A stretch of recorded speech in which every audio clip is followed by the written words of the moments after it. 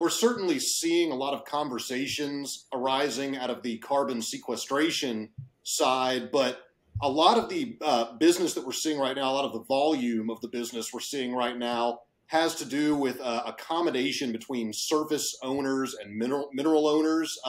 A lot of the places that solar developers in particular are targeting and building their facilities happen to be legacy producing oil areas, which is, a large part of East and West Texas, parts of North Texas, and South Texas. So really all over the state. And depending on where you are, you may run into various complexities identifying who these severed mineral owners are, what rights they may be able to exert over the surface, or what steps they may be able to take to prevent you from developing the surface. There's a case that's been getting a lot of attention that was out of West Texas from the El Paso Court of Appeals. It was called the Midway Solar versus Lyle case.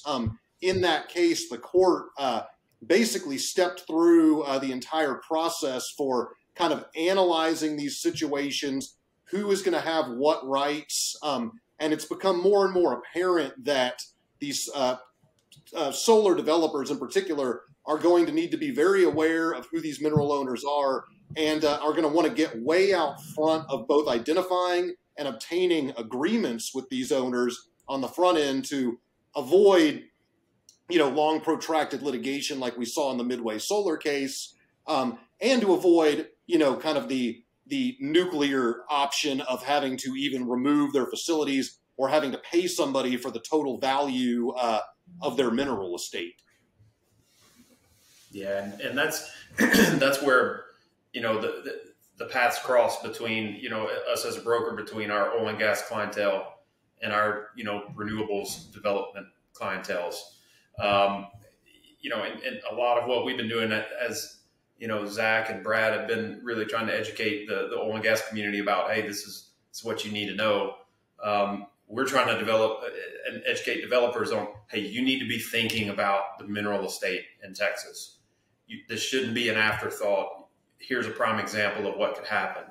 And, these solar projects take a lot of time to come to fruition. And the mistake has been a lot of people have ignored the minerals, or they were just ignorant to the fact that it was something they had to take care of. So, yeah, the lines are crossing as far as who, educating both sides, and they're starting to interact. And we're going to see it more and more across the country.